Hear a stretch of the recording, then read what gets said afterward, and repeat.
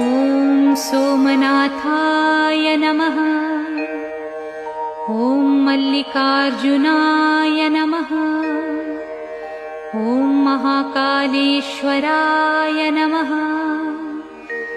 ॐ ओंकारेश्वराय नमः।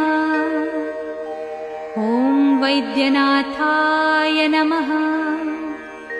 ॐ भीमशंकराय नमः। ॐ रामेश्वराय नमः। ॐ नागेश्वराय नमः। ॐ विश्वेश्वराय नमः। ॐ त्र्यंबकेश्वराय नमः।